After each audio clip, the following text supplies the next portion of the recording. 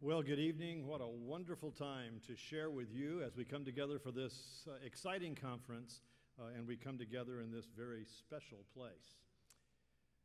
When I was elected president of this university just 3 years ago, I received comments from people around the country. Some of them were serious, some of them were otherwise. One piece of advice, though, or comment I received from a colleague who had been president at Pepperdine for about 12 years, he said, "Randy, looking back on my presidency," he said, far and away, the best time was the time between the announcement and taking office." And I've thought about that on numerous occasions, and those were wonderful times, but this too is a wonderful time. You are sitting in an auditorium that has been under construction for the last year, Collins Auditorium, built sometime during World War II. And we are thrilled to go down to the core of it and build it back in honor of that very famous Lipscomb University president. And you're sitting here for a wonderful conference that makes the days in my office exciting when faculty come alive with energy and ideas and do things that stir us all and allow us to be more academic and more thoughtful in our work. We hired David Fleer about a year ago, and when I talked with him, I felt very much like our provost says he felt after my first conversation with him. He says, "Randy, when we have a meeting and I leave, I feel like I have whiplash." And I feel that way with David when he comes by. He is so energetic and so intellectual and so ready to do tremendous things that those of us who listen to him sometimes feel like a bit of whiplash as we adjust to that enthusiasm and that great vision. And yet, you see it once again. And I know that David appreciates so many of you doing so many things, and I know that he has expressed his appreciation to you. But let's express our appreciation to David for the year of work getting to this particular moment.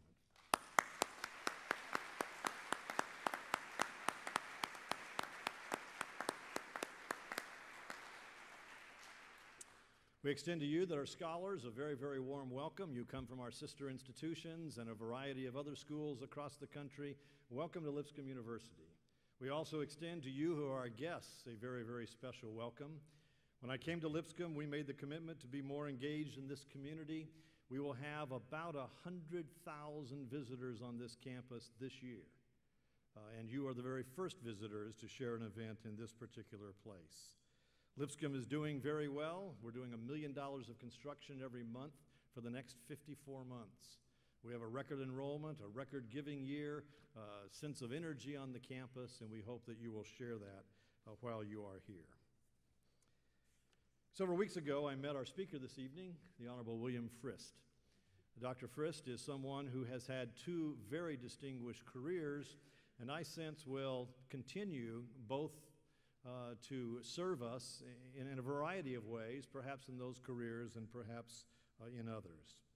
This evening, he's speaking on how faith and academics have shaped my life in the public square. When David and I were talking about this conference, Dr. Frist was David's very first choice. David knew that he was from Nashville, knew that he had this distinguished career that began when he went to Princeton University, continued at Harvard Medical School. After 6 years of residency, went on to Stanford University Medical Center and finally came back to our Vanderbilt University, and there distinguished himself not only in this state, but nationally and internationally as one of the world's finest transplant surgeons. As a lawyer, I just can't imagine what it was like the first time he did a lung transplant, the first time he did a pediatric heart transplant, the first time that he did both a heart and lung transplant. And to know that he's been in that operating suite and done those surgeries 150 times sets him apart from people in his profession around the world. But that wasn't enough. Here he is wanting to serve and knowing that while healthcare is important, public service was an honorable calling as well. And so in the mid-1990s, ran and was elected to the U.S. Senate, was the majority leader from 2003 to 2007, and then, as promised to the people of Tennessee, retired from the United States Senate. Tonight he is here with us to share his perspective on this important topic.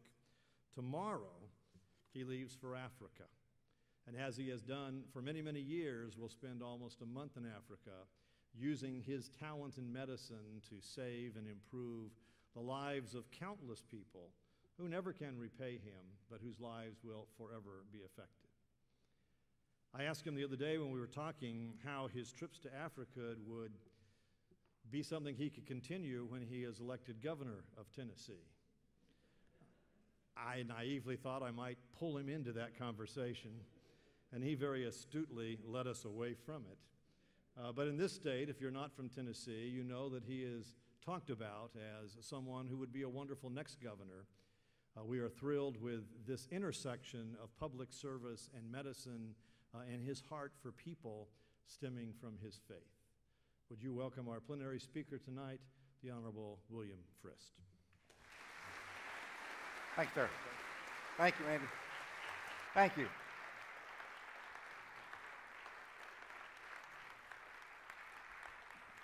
Thank you all. Right here in Nashville, at least once a week, sometimes once every day for a week, I'd receive a call, usually very, very late at night. A faceless voice on the other end of that telephone would call and say something like this: Dr. Frist, we've got a heart for you, blood type A, donor 140 pounds. Sounds like a match for John Meadows. You see, John was a 55-year-old patient of mine and also a friend with fatal heart disease. He'd be dead within 3 months without a heart transplant. In bed and wasting away, he had waited about 4 months at the time for a donor heart, beginning each day with a prayer, but not knowing whether or not a heart would become available, but knowing that he would die if a heart did not become available. With that one phone call, John's prayers were answered. God had blessed him with a second chance for life. Excited, I did the usual thing. I got out of bed, adrenaline started going. I kissed my wife, Karen, goodnight.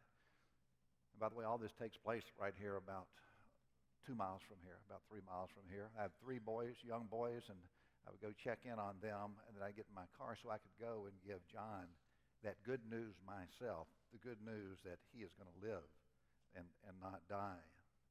Within an hour of arriving at Vanderbilt here, I would be on an airplane, a chartered airplane, somewhere in the country, in this particular case to Chattanooga, to take out the heart of a healthy heart out of a 23-year-old woman who died a tragic death just hours before, 6 hours before. As soon as we hit the ground, and again, this is all in the middle of the night, as soon as we hit the ground, I would jump into a waiting ambulance, and with sirens and lights flashing, would get to that hospital. And I'd walk into a room with 6 other surgeons who I'd never seen before. And they'd not seen me unless we'd happened to cross in the middle of the night somewhere doing a heart transplant. Surgeons I'd never met, surgeons that within 15 minutes I'd be operating with in almost what is a symphony of an operation. I scrubbed in the usual way. You see it on TV all the time today. I scrubbed in the usual way, midline incision, and opened the chest, and there I saw a healthy heart of a 23-year-old woman, expanding and contracting and beating with that rhythm of life. Really, that in itself is a miraculous, it's a living miracle that I got to see every night. You cross-clamp the aorta, you excise the heart, walk over to the side of the room, gently put it into a cooler, just a little igloo cooler, and with that, leave. You know, it's interesting because you put that cardioplegia in the heart, and all of a sudden it is motionless, and it is still, and it is completely silent after it's been sitting there beating over 75 million times in a 23-year-old. All of a sudden, I cause it to go to sleep. And as that heart rested, my own heart sort of picks up, because at that point in time, as I take that heart out, I have 4 hours. I might be in Colorado, I might be in Canada. In this case, I was just in Chattanooga. And if I don't get that heart beating within 4 hours, John Meadows does not live. Within 10 minutes, I'd taken that heart out and run back to the ambulance, lights again, get back on the airplane, and come back here at the Vanderbilt Hospital. I walk in, I scrub once again, John's chest is open, and I peer into the chest and look at John's diseased heart. It's 4 times normal. Very carefully, I take that big old flabby heart out, and with a great deal of respect, go to that igloo, pick up that new, fresh heart, and I sew it in. Again, it's been sitting in a bucket for about 2.5 hours then. You fill that heart up, and then you come to this really precious, precious moment. And you can imagine being in an operating room, an inert heart, not beating. You've just put it in a man who would otherwise die. And in every case during that moment, really fear strikes me right deep in my soul. Is that heart going to wake up? Did somebody get the blood type wrong that I just depended on? What if I'd taken too long? With 3.5 hours, 3 hours and 45 minutes, is that too long? As I always do at this point, I just take a moment to say a little to myself, silent, very simple prayer that heart will wake up. The room is hushed. Everybody is waiting. You feel the pulse of the moment. And the 2 minutes it takes for that heart to start really seems like an eternity. And we just sit there waiting, anxiously peering down at that flaccid heart, boldly spotlighted by the spotlights in the operating room, waiting and waiting for that rebirth. You know, tonight, I want to talk about serving the health of the individual and how that relates in sort of my second chapter on this menu, serving the health of the community and then serving the health of the world. And I'm going to come back to this brief sort of 10 words of Proverbs 16:9. In his heart a man plans his course, but the Lord determines his steps. In the story just I told, there are lots of things that go through my mind, and I'm sure through yours. A couple of messages that I'll just mention. And the first is that of giving. There is nothing quite like the gift of an organ to give somebody else life. A 23-year-old girl killed in an accident, never knew the recipient, never knew John Meadows, never knew his family. And as Jesus taught us, there is no greater gift than this, greater love than this no man hath, than a man lay down his life for his friends. You know, but Jesus also admonished us to give freely and purely out of love, without thought of reward. Do not, he said, do your acts of righteousness before men to be seen by them. When you give, Christ said, do not announce it with trumpets. Let not your left hand know what your right hand is doing, so that your giving may be in secret. Then your Father who sees in secret will reward you. This organ donation is a gift, and it's pure, and it's intimate, and it's a little bit like the light of Christ that once shared with another radiates from person to person to person. The second thing that is brought to mind to me is that about miracles. And for 10 years, I got to be that riverbed through which I'd watch these miracles flow every single day, like what I just said. How can this hunk of tissue, inert, after beating 73 million times, be stored in a cooler in an ice chest hour after hour, entirely separated from its blood supply and all of its nutrients and oxygen, transported clear across the state or indeed across the country, explode back into life when placed in a new person's body? Now, I'm a scientist, I'm a doctor, and we doctors describe it, but we can't really understand it. And we scientists can define it, but we really can't explain it. And yet it happens every day, every single day, proving that even this sort of cold hand of technology can be an instrument of the Almighty. I, as Randy said, grew up here in Nashville, Tennessee, the last of of 5 children to 2 wonderful parents, 2 loving parents. And tonight I will go home before I go to Africa tomorrow and go through the same front door that I've gone in for the last 56 years of my life. I live in the same home that I grew up in here in Nashville, a home that does embody the same sort of values that my parents had, and then my 2 older brothers and 2 older sisters manifested. Mother and Dad didn't just profess their faith, but they actually lived their faith. Dad practiced medicine in this community, serving people throughout Middle Tennessee and the larger expanded part of Middle Tennessee. And his life was very simple in serving others physically as a physician, but also spiritually. And he always told me growing up that there's very little difference between being a pastor and being a doctor. I've always thought it interesting that so much of the gospel deals with Jesus' healing ministry. And indeed, the New Testament records some 36 of Christ's miracles, and over 2/3 of them are about this healing. And he answered to them, "Go and tell John what you have seen and heard. The blind receive their sight, the lame walk, the lepers are cleansed, the deaf hear, the dead are raised, the poor have good news brought to them." Dad understood more than anybody I'd ever met the intimacy and the trust associated with that doctor-patient relationship. He understood the gentle aspects of healing, the importance of touch. Don't stand, he would tell me, when you're making rounds on patients. Sit down just for a few moments, and the patient will really think you're there for an eternity. He taught me the importance of touch in terms of communication, in terms of spirituality.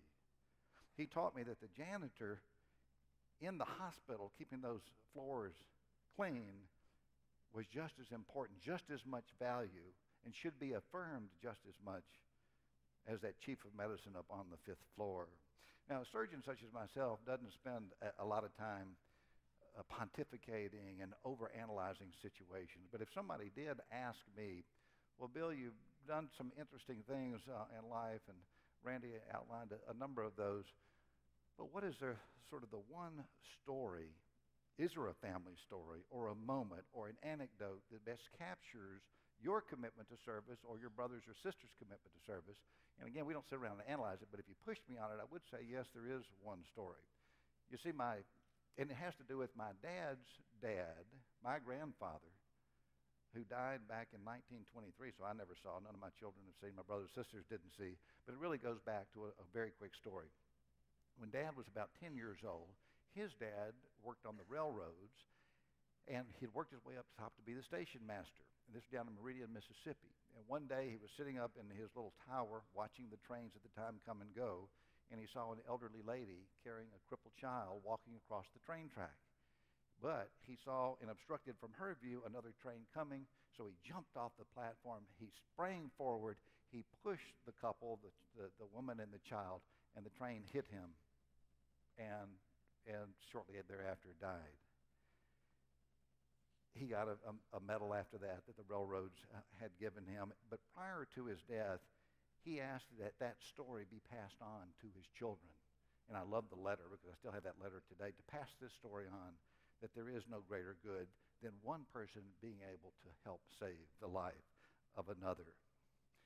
Dad sort of manifested his religion directly in service, and in many ways I think that I've done exactly the same.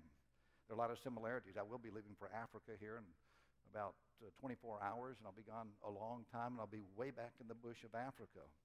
Dad, too, in a similar way, was one of the original founders of the Medical Benevolence Foundation, which is the Presbyterian mission that proclaims the gospel of Jesus Christ through the healing ministry, and today it places doctors in over 23 countries.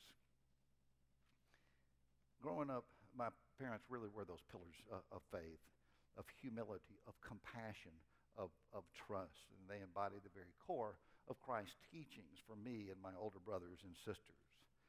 My own faith is pretty simple. I believe in God the Father, God the Son, and God the Holy Spirit, and I believe Jesus died on that cross and rose again for my sins and for the sins of the world, and I believe that salvation is a gift of God through grace and not action. Proverbs 16:9, I'll come back to it. In his heart, a man plans a course, but the Lord determines his steps. Chapter 2. Chapter 2 begins moving from the health of the individual and the focus on the transplanting of the human heart to the health of the community. Now, I asked myself, now about 15 years ago, how, with the most certainty, can I jump? I don't know if it's a sideways jump or a downward jump or an upward jump, but how can I jump from serving one-on-one, focused on the individual, healing the individual, to focusing on a community of people and the health of a community of people and healing a community of people? And whether it was rational or irrational, at the time I thought it was rational. My wife thought it was irrational. I decided to run for the United States Senate. You see, I'd never run for public office. I'd never served in public office. Nobody in my family had ever run for public office or served in public office. My mom, pretty liberal Democrat, although she wouldn't say it very loud. My dad, hardcore Republican. Where was I in there at the time? I don't really know. Lots of very interesting discussions around the dinner table, but I knew it was running for the United States Senate. A big risk, and I did, as Randy said. I pledged to the people of Tennessee right here, in fact, on this campus, but in 1993 and 1994, I want to take that oath to the Constitution, and I will serve for 12 years as a citizen legislator, somebody who has done something different than politics, that is not going to be a career politician. And after 12 years, I'll come back home and live under the laws that we passed. The concept of the citizen legislator. And about 15 months ago, I did just that. I stepped down from being Majority Leader of the United States Senate to come back home and do exactly what we'd said.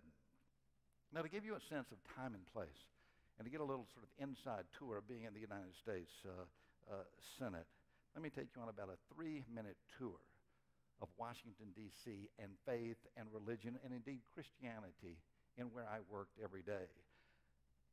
I'll start right here. This is my office now about 2 years ago, and a Majority Leader, and I show that really just to sort of take you from Lipscomb here and take you into the United States Capitol. My office, if you were to turn around right where I am today, first of all, let me say the rotunda is probably about 20 yards over to the right outside that door, and the floor where we do all of our discussions and debate and the Senate chamber is over to the left, and we'll go there shortly. But right behind me, you get this view. Howard Baker, another Majority Leader who happened to be from Tennessee, calls this the second best view in Washington. You see, he'd run for President of the United States, so you could tell what he was thinking. But this is out of the nation's capital looking back, and you can imagine, you see that beautiful mall there. You see that Lincoln Memorial, the very, very far distance. You see that Washington Monument reaching for the sky. Arlington Cemetery is on in the back, and indeed the sun sets right over that Washington Monument every day as I sit at that desk looking back. And the Senate chamber, again, 20 yards to the left outside that door. If you go in that Senate chamber and you look back at what's called the cloakroom, on the right there is the Democrat cloakroom, and on the left there is a Republican cloakroom. That's where you go to relax. Lobbyists can't come in there. Nobody can come in there except senators. But you'll see right here, you can't really read it here, but carved into the marble there is "In God We Trust."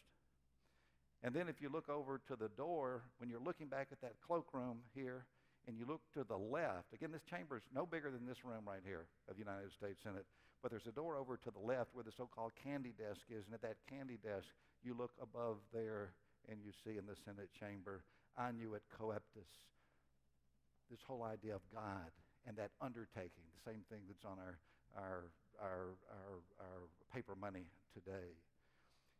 If you go down to the right outside my door and you go to the chamber, not the chamber, you go to the rotunda, which is in the middle of the Capitol underneath the dome, you can put that Washington Monument in there. That's how big that is, and all of you have been there. Most of you have been there before, and you see the apotheosis of George Washington at the top. Big murals all the way around. And I could give you a whole tour of each of those murals because just about everyone have a strong faith or religious overlay, and this happens to be the baptism of Pocahontas. And at that time, it was around 1613, 1614. Pocahontas was baptized. She was given the Christian name then of Rebecca. And in this same room, this same place that she was baptized, was the first legislative body in the Western Hemisphere, formed in 1619. But you could have gone to the embarkation of the Pilgrims, which is right next door.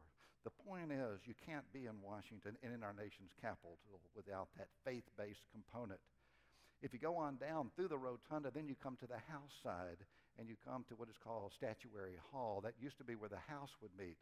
And the speaker's podium is a pulpit. I call this slide because from 1800, when we opened the Capitol, until after the Civil War, every Sunday where the chamber of the House of Representatives met was a church. In fact, the biggest church in Washington, D.C. And the Speaker of the House, the pulpit, became the pulpit on every Sunday.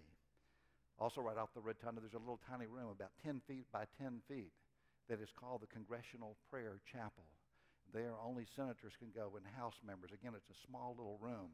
That stained glass window that you see there is the Washington window. And you see George Washington.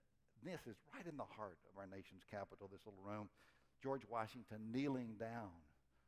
And there's descriptions in there, again, Annuit Coeptis and In God We Trust, and the trust that you can see in the stained window, for in thee do I put my trust, surrounding George Washington. Every Wednesday, a group of senators, Republican and Democrat, come together every single Wednesday at 7:30 in the morning for an hour. Nobody can go in there. No staff can go in there. The Senate chaplain can go in there, but nobody else but Republicans and Democrats together to spend 1 hour together. It's not what you see on C-SPAN. It's not what you see on Crossfire or Chris Matthews, but it's a coming together around faith for 1 hour with a prayer breakfast. And it's really very simple, and it's non-threatening, but it's a sharing of one's faith together every single Tuesday. The National Prayer Breakfast started in the 1930s all around the country. Started in Washington in the early 1940s, became the National Prayer Breakfast for the President in 1953 for Dwight D. Eisenhower. I had the pleasure of speaking at that prayer breakfast now about 6 years ago. I also, as Majority Leader of the United States Senate, appointed this man, Admiral Barry Black, who was a chaplain for the Navy, to be the Senate chaplain.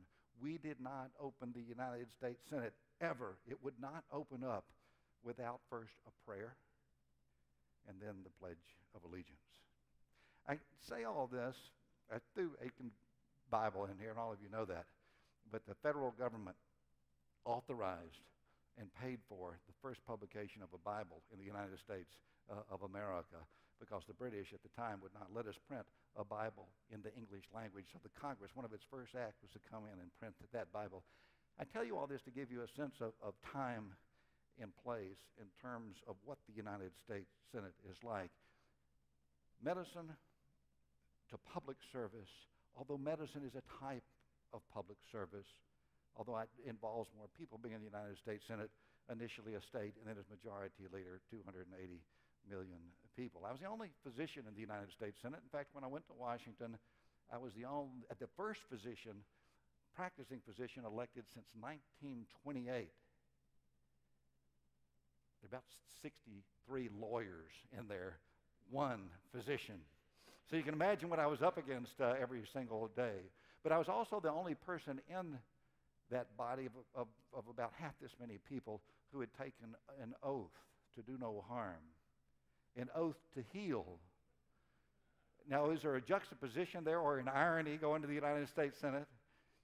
But in taking that oath, and then also taking an oath to the Constitution, to life, liberty, and the pursuit of happiness, and taking an oath to life in the practice of medicine, and being the only physician in the Senate, I did believe and I did feel that I had a certain responsibility to address issues around the culture of life. I did it with addressing a fringe medical procedure called partial birth abortion, which permitted literally the killing of an infant as it is coming out of the birth canal. I did it with Terry Schiavo, a woman severely disabled, yes, but a woman, and listen to this, without a terminal illness. A woman, and listen, not on mechanical life support. A woman not brain dead. A woman whose every blood relative, mother and father and sibling said, "Don't kill her. We'll pay for it." How can the government come in and allow someone to kill her when every blood relative says, "No, keep her alive. We love her"? And she has no terminal illness, and she's not on mechanical life support, and she doesn't meet the criteria for brain death. And I did it with vocal support for the institution of marriage. It's amazing. All of you seen the statistics last week. This year is the first year, although it's going to stay this way, that of all the babies born in America, more than half will be born out of wedlock. And I did it for seniors. In the Medicare Modernization Act, for the first time in the history of the country, when we're talking about life and the culture of life, we guarantee that seniors will have affordable access. It's not free, but affordable access to prescription drugs that will give them the opportunity to live a longer life or a higher quality of life. And I did it by taking on issues, tough issues, as a scientist, as the only physician in the United States Senate, as a person of faith, of this nexus between advancing science and technology with a nexus of morality and ethics. Where is that nexus? Who defines that nexus? Do 65 lawyers define that nexus? Does a physician? Do pastors? Does society? Does Wall Street? Does Main Street?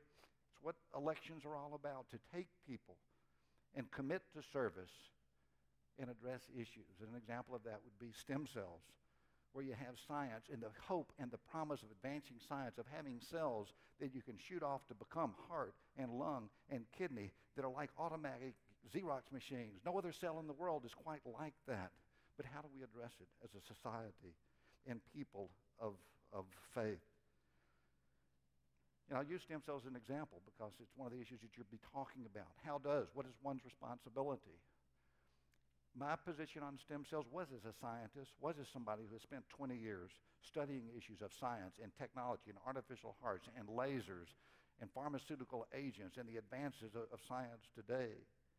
But it's also colored by the fact that I'm pro-life, that I do believe that human life begins at conception and that every life is precious and every life is to be protected. And I took an oath in medicine and in politics to do just that. I believe you should never create a life to take a life, to save a life. I believe that the cloning of human beings is wrong. So you can see how each of these issues, and then it becomes kind of a little more understandable of taking care of individuals and science and marrying it with politics. With each of these issues, I approached them as a doctor who took that oath to heal, as a senator whose voice and whose vote is 100% pro-life, and as a son whose father left him with a father physician who left him with those words that the greatest good an individual can do is to improve the human condition.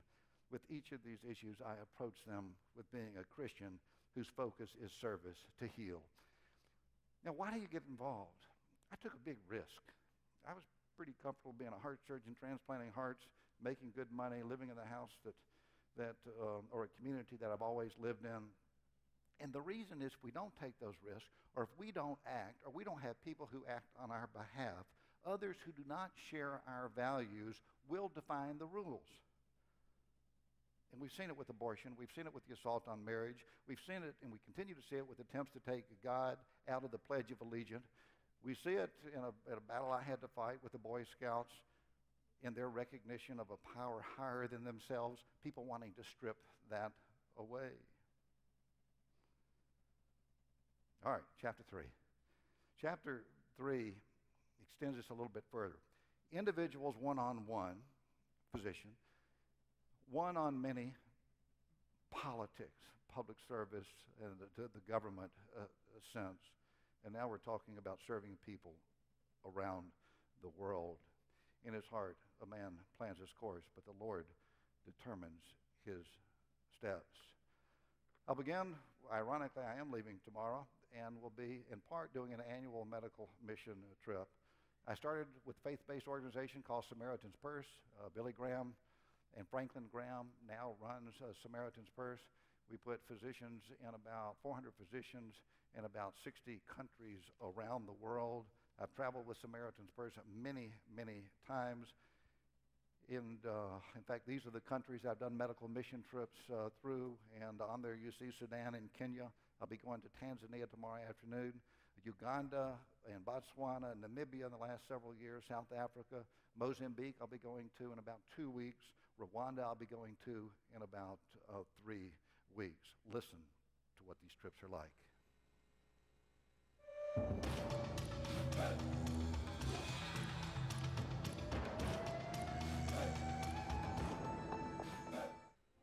For the next several moments, I want to take you on another mission, a more personal mission. Right now, I stand in a mission-based hospital here in Louis, Sudan. The Sudan, a long way from the United States of America. Louis, about 1,000 miles south of Khartoum and 500 miles west of the Nile River.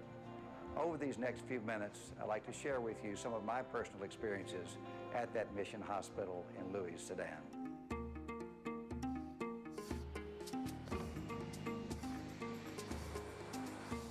It was 5 years ago that I first came into this airport, and today, the fact that we're coming in on the Samaritan's Purse DC-3, the fact that we have people here who are joyful gives me a great deal of satisfaction and pride to be able to come back to Louis.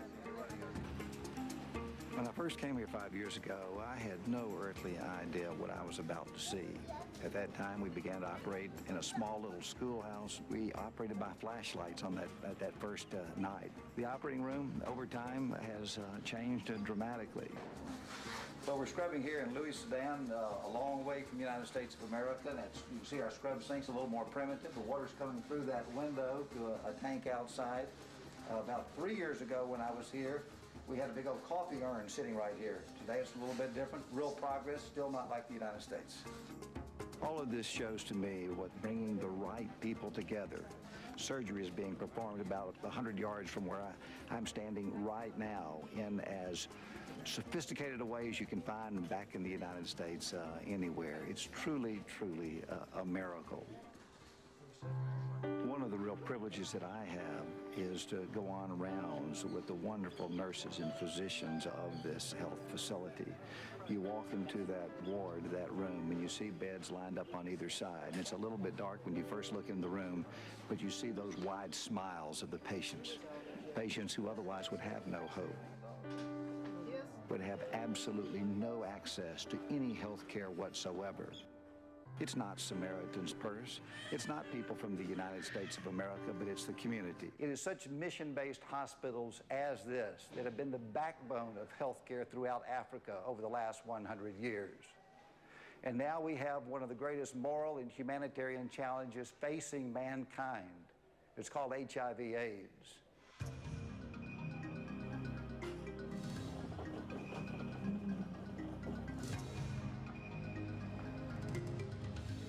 You know, you can go all over Africa, and I've had the opportunity to go to a lot of villages throughout Africa. But as you look through this area, you know, in spite of the children who are laughing in the background now and playing and the smiles on people's faces, you know that anywhere from 10, 15, or 20% of the population has been infected by this virus. The need is right here before us, and that's why it's important to have a clinic like this right here in this village, in this neighborhood, side by side. For 20 years, I practiced medicine, went through medical school residency, heart and lung transplantation, operating at some of the most sophisticated facilities in the world. After that, I had the opportunity to come here. My life has been changed. It doesn't take necessarily spending 2 years or 3 years. You might come here for 6 months or 1 month. But that opportunity to give unselfishly is something that otherwise you cannot capture in any way. It's a dream come true. Having seen the humanity, having seen the hope, having seen that humanitarian love and caring that is shared back and forth, it will forever change your life. I'm excited to see that video once again because I'll be there in 48 hours, which will be wonderful. But Martin Luther King, I think, really caught a lot of what I want to capture tonight when, in his letter from a Birmingham jail, wrote, "We are caught in an inescapable network of mutuality, tied in a single garment of destiny. And what affects one directly affects all indirectly." The HIV/AIDS, which I mentioned in the video clip right now, I think captures both progress that's been made, but the current challenge that we have today in addressing this oneness of humanity. The problem with HIV/AIDS is that it hollows out the most productive part of a society, the policemen, the civil servants, the people interested in government, the teachers, and it hollows them out. It disproportionately affects young women. In this slide, I have a bullet on taboo, typical, 23 years old. I went to see her in the slums of right outside Nairobi. And I went to see her, and she knew I was coming, and she put on her finest dress, modest. She lives in a little 8x8 tin-roof shack. She said, "Today, I'm going to take my children to live with my mother because within a month, I will die. I will die of wasting disease, which is what she called HIV/AIDS. My husband died of HIV/AIDS now about a month ago, and I will be dead. I don't know why. I've not done anything wrong. I've been faithful to my husband. Dr. Frist, I know you're from America. Can you help? It's not going to be me, but can you help others, the world that my children will be living in?" So I approached this as a doctor. This little virus, it can't be seen, it can't be touched, it can't be tasted. We have no cure for HIV/AIDS today. And as a doctor, I've approached it since 1981. It was in 1981, it's pretty amazing, that in 1981, HIV/AIDS did not exist in this country. There had not been a case here. Subsequent to that, as a doctor, I saw 500 people die, and then I saw 1,000 die, and then I saw 5,000 die, and then I saw 20,000 die, and 50,000, and 100,000, and around the world 1 million, and then 5 million, and 10 million, and 23 million people have died of this little virus that did not exist in this country until 1981. In early 1980s, we had to approach it from a moral and ethical issue. It was a virus that we had no cure for. At that time, we had no treatment for it. We could treat the manifestations, the bacterial infections, but we didn't know what it was. As a surgeon, going in and operating on somebody with HIV/AIDS, do I bring in my surgical resident to help me and assist me? Or do I keep them out? Is it ethically correct for me to do so? In the 1980s, all of a sudden we had to treat blood as a toxic agent, as a poison, where up until that time, blood was sterile. It was clean. After that, I went to Stanford, and there I began the transplant work. And in the science and transplantation, what we do is we suppress, push down the immune system so you don't reject the heart. You don't have a reaction to the heart. And that's exactly what HIV/AIDS is all about.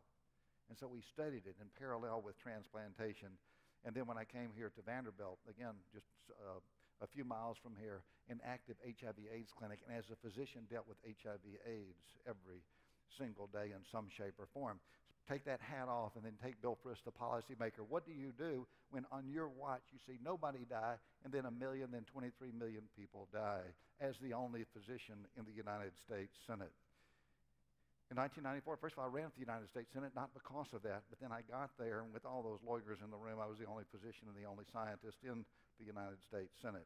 In 1996, 2 years later, we rewrote the Ryan White Authorization Act. That is the act that funds the treatment of HIV/AIDS and prevention of HIV/AIDS in this country. And then in 1998, I began these medical mission trips to Africa, where on the ground I met people like Taboo. And not just people like Taboo, but young girls dying and babies dying and people at 30 years of age and 50 years of age dying. So what does the policymaker do? You begin discussions. Who do you talk to? I was privileged to be able to talk to President George W. Bush directly and talk to his administration. And I was the one who'd been in Africa on the ground, again, seeing things firsthand, tasting them, being able to bring back pictures at the time. In 2003, about a month before the State of the Union, I had dinner with the president, and Karen and I and about 6 other people in the Red Room, those of you who visited the White House in the Red Room. And at that point in time, the president said, "I'm glad you're here. I wanted you to come because I'm going to make an announcement in 3 weeks at the State of the Union message that is the single largest commitment that any president or any country or any leader of a country has ever made against a single disease, and that disease is HIV/AIDS. And indeed, at the State of the Union in January 2003, he said in the text, the only important part right now is, I asked the Congress to commit $15 billion over the next 5 years. That's $3 billion a year, the most this country under any administration before, under any Congress before, had ever committed was $200 million. And the president said, no, the fact that 3 million people are dying every year, we're committing $3 billion a year. The problem is we're not winning this battle yet. America is leading, but for every one person we put on antiretrovirals today, 7 new people are going to be walking in with a new infection. And we're spending $15 billion. And in fact, Congress is getting ready to spend another $50 billion over the next 5 years, and we're not yet winning the battle. There is no cure for HIV/AIDS. We have treatment, but we have no cure. Right now, we do have to continue to stress, and the role of the faith-based community is huge in those years, especially in 2001 and 2000, in opening the eyes of people. Why? Because on the ground in Africa, where HIV/AIDS is so prevalent, the infrastructure is run by the church. Be proud. The United States of America is the world leader in HIV/AIDS. Of the 25 breakthrough drugs, 23 have come from the United States of America. We fund over 80% of the world research. You do, the taxpayer, not just government. You do, the taxpayer, in conquering this disease. Chapter 3, International Relief. I have on this slide, Samaritan's Purse, Save the Children, Africa, One Vote 08. I'll be working with them over the next three weeks, each one of those. And real quickly, Samaritan's Purse, I've told you a little bit about, run out of Boone, North Carolina, the number of physicians we put on short-term missions around the world, faith-based, very close to me, and I'll continue to work with them. There's a group called Save the Children. Right now it is a secular group, but it addresses the issue that we all have to address, the fact that there are 28,000 people who are going to die between now and your plenary speaker tomorrow night. Children under the age of 5, 28,000, 10 million a year. Bad, but what's worse is that 2/3 of those deaths are preventable. And it's cheap, it's inexpensive, with proven technologies, a couple of drops of vitamin A, a little cap that you put on a baby, vaccines, oral rehydration. These things work, and we know it.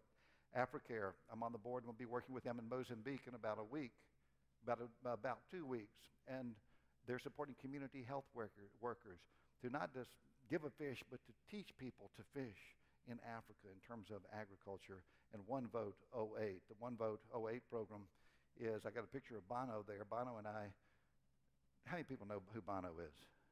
Okay, good. The young audience, everybody, when you say Bono, they're up and going. But Bono's he's like a cat. He's had 4 lives. He was big when I was in college, and then, people lost popularity, reinvented himself, and that's all good, and he's a rock star, and he's U2 and all. But he is a great humanitarian, working with both sides of the aisle, people all over the globe. And he and I went to Africa together and Uganda together back in 2000 and 2001. One Vote 08, Tom Daschle and Bill Frist, former Majority Leader Democrat, former Majority Leader Republican, together addressing an issue, looking at global extreme poverty and public health issues. How do we educate our presidential candidates so that they understand that 1.2 billion people today don't have access to clean water? And that lack of access to clean water is the #1 killer of young children around the world under the age of 5. Clean water, something that we take for granted every day. So to educate our candidates so that they'll be able to address these issues, whoever is the next president of the United States. Let me quickly take you on one more little tour to another disease. You always hear malaria. About 3 million people die a year. Tuberculosis, about 2 million people die a year, and then malaria. HIV is 3 million, 2 million is tuberculosis, 1 million is malaria. So it's a big killer. Let me take you down to Kenya, and this is from last year, I think. It's about a year and a half ago. We're going to go to Bomet. This is in Nairobi. You see the map of Africa there in Nairobi and Kenya. I'll be flying into there, actually, day after tomorrow. We'll go to Bomet. We take a little tiny airplane called a Caravan. It's actually a pretty good-sized airplane, single-engine airplane, about 240 kilometers from Nairobi, flying over the beautiful African landscape. We typically land in fields, but here you can see there's a little dirt field here that we land in, put these airplanes in. Most of the people in the area have never seen an airplane before, so very quickly you'll get a lot of people crowding around because they've seen this big iron bird coming from the sky. We usually travel with 1 or 2 doctors, maybe an anesthesiologist, and a couple of nurses. This particular hospital is a faith-based hospital, and that really has it right there, 10-week hospital. We treat, Jesus heals. Pretty good.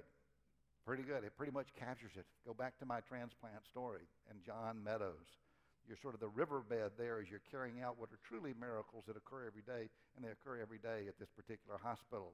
Let me introduce you to the patients here. It might be 2 or 3 to a bed. That's not uncommon there in the conditions that you can imagine. Again, this is not out in the bush. I'll introduce you to Kibet, who's a little 12-year-old who I met the day that I arrived, had lower extremity weakness. About a month before that, had tingling in the lower extremity, did not have HIV. The chest x-ray showed a mass. The chest x-ray there on the right shows, you see the heart in the middle, and over on the right side of your screen, there's some white area. That's tuberculosis, and it is eating away his spine. And so we take him to the operating room, and some of you have not had dinner, some of you had dinner. Close your eyes for a second if you have not had dinner. That's the procedure that we opened up his chest. We cleaned out the mass. We took a piece of bone off his hip. We put it in there, and indeed, this little boy now, actually 1 month later, that little boy is walking. He'll have TB therapy for a year. All of this created at a faith-based hospital with American surgeons coming in and giving freely of their time. I'll have to show you just as an aside, while we were in the operating room there with Kibet, another case that came in, and this was Kisma, who's a 22-year-old, and he was in a discussion, and then it got a little combative, and he turned around, and his opponent, who he was talking with, had a bow and arrow and shot him in the back of the head. So this is problem. I am pretty good at transplanting hearts and lungs and hearts and lungs. I do it close to every day, and I know the stuff, and I spent 10 years learning how to do it every day, and so I'm pretty good at that. The problem is I know nothing about the skull and the brain. And here was the presentation of something just like that. And you can see, I got a little pointer here, you can see that heart surgeon Bill Frist shows up, who does some pretty amazing things because he's trained to do it, but he hadn't ever trained. And there are little prongs on there, so you'd say, why can't you just pull it out? It's like, it's a broadhead. You put it in like a fish hook. There's no pulling that baby out. But with a lot of work and a lot of other good physicians who happened to be down there, we had surgery. Again, don't look too much here, but you can see we had to go through the front part of the face, and indeed were able to take that spear out. I say that because it's a little bit risky running to be United States Senate, being a heart surgeon, and not knowing really what you're doing, not knowing how to do it, just knowing you're going to do it. This is even harder, going into areas and being challenged with things like this that you know absolutely are beyond at least your trained capacity, and a little prayer comes in. Okay, we'll back up. Enough about the stories. So how do you start putting this together into the policy standpoint? I've told you Bill Frist goes down, he learns about HIV/AIDS, he comes back to Washington, D.C., he shares his experiences, he captures what is the right thing to do, what is the moral thing to do, the directness and the oneness of humanity. I do think that we can use medicine and health as a currency for peace. Morally, it is the right thing to do. It is built on the same trust, that same doctor-patient relationship that my dad had shared with me.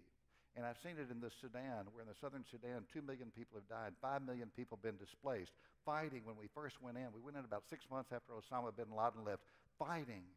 But over a period of time, that little schoolhouse that I showed you became a clinic. And the next year, a little market, and then a bigger market, and then the fighting stopped, and then the landmines were removed around the hospital. And in southern Sudan, there is peace today. I tend to gravitate to these areas, and most people don't know this sort of thing. As Majority Leader of the United States Senate, you get certain images, and that's fine, they don't know them, but the tsunami hit on December 26, 2004. A week later, I left the majority leader office as majority leader and quietly went to the tsunami. There I went, maybe a little bit as a senator, but predominantly as part of my medical mission work. By that period of time, most people had died, but they didn't have clean water, and then people like this gentleman had fled and suffered an injury. In this picture in the upper left hand, you see me giving Pedialyte out because the wells had been contaminated by the water coming in and overflown, and carcasses in the wells. So having that 1.2 billion people don't have access to clean water, having that clean water with those nutrients, life-saving. The box I'm delivering is from the federal government, your taxpayer money. There, I was there when it arrived. That's USAID supplies and food to be able to deliver. I use this as an example because this next statistic, I think, shows why it's sort of a second reason you can use medicine as a currency for peace. After the visit of President Clinton and President Bush 41, with an investment, when they were bringing supplies to rebuild communities, support for the United States rose from 36% to 60% virtually overnight in the world's largest Muslim country, while support for Osama bin Laden dropped from 59% to 28%. The connection, this oneness, individual physicians working to establish trust, indeed, I believe, can affect the diplomacy of the United States of America. The 9/11 Commission report. When people lose hope, when societies break down, when countries fragment, the breeding grounds for terrorism are created through this soft power approach of using medicine as a currency for peace. We are fighting terrorism. What you can do, that's not really the purpose of tonight, but I wanted to throw this in because, you know, you talk about these things, and I'm running off for a month, and I'm in a position to do that sort of thing. Although I have to say I do it as a surgeon, and I do it as Majority Leader of the United States Senate. I did it as a senator. So whatever you're doing, people can create some period of time to do things, but let me go through a quick list. At the very bottom here, I say hopethroughhealinghands.com. That is my website that I do my charitable work through. It kind of puts all of this together, and if you're writing anything down, you can write that down, and later tonight or the conference, look at that particular website. I'll be using that website over the next month, starting in about 2 weeks, to communicate with people broadly about what I'm seeing on the ground as well. But it's called hopethroughhealinghands.com. I have, number one, support all levels of government. Spend time with leaders who do understand global poverty, who do commit to understanding public health, both in this country and indeed around the country and around the world, with that focus. There's a thing called the Millennium Challenge account, and I don't know if anybody's addressing it here from an academic standpoint, but I would encourage you to do so. It's an initiative that addresses extreme poverty around the world. It has about $7 billion today. The purpose is to give that money to the lower billion people in the world. Say there's 6 billion people, the lower billion people in terms of income in the world, but to do it in a way that reflects transparency, that reflects accountability, that is sustainable over time. Learn about the Millennium Challenge Corporation. Support that. Right now, a lot of congressmen don't like it because they like to earmark money. They like to say, let's give it to a particular country or a particular leader, and they write it in the legislation. We say no. We say take the taxpayer money, give it to a group of professionals, 150 private sector people, 150 public sector people who are smart in the development business, and they can demand the transparency and accountability so that if you give me $1, the government $1, government can come back and say this money is used directly to save lives. Take your family on a medical mission trip. Take even if your church, whatever, just do it. Don't ask questions, just sign up. Next time it comes up at your church, go on that medical mission trip. Support some national organizations that you know are doing a good job, like Save the Children, addressing that issue of 10 million children who die every day of those preventable causes. And if you want to do something tonight, go on malarianomore.org or Nothing But Nets and give $10 and buy a bed net, which I can guarantee you will have an impact. The money will get there, I promise you, with these two organizations, and can save a life. I used this quotation a few minutes ago, really, and that'll be the final quotation I use, because I really do think it captures what we're talking about. We are caught in an inescapable network of mutuality, tied in that single garment of destiny, and what affects one directly affects all indirectly. That's my last slide, but I almost forgot. What happened to John? Let's say we were in the operating room and all these bright spotlights were down on the heart, and I'd just given this little silent prayer, usually silent, not always silent prayer, that heart, inert, not moving, motionless, would be infused with new life. All eyes in the room, there are about 8 people in the operating room, are focused on that moment and on that heart. And suddenly the heart, nobody does anything. Literally, you're just sitting there. And all of a sudden the heart, it is still. It's about the size of your fist. It's sitting there. And all of a sudden it begins to quiver. And it can stop there. But if that quiver begins to coarsen, and then it begins to coarsen into it's almost like a ripple coming through. And everybody is waiting. And then, bang! All of a sudden that heart starts beating. And it's that moment that heart is infused with life, that rhythm of life. And it's that moment that you know indeed that John Meadows has been reborn. Just another miracle, God's reward for the gift of giving. In his heart a man plans his course, but the Lord determines his steps. God bless you. You'll have a great, great conference while you're here. Welcome to Nashville, Tennessee. And again, that oneness of humanity is the theme I hope that you stick on. Thank you very, very much. Appreciate it.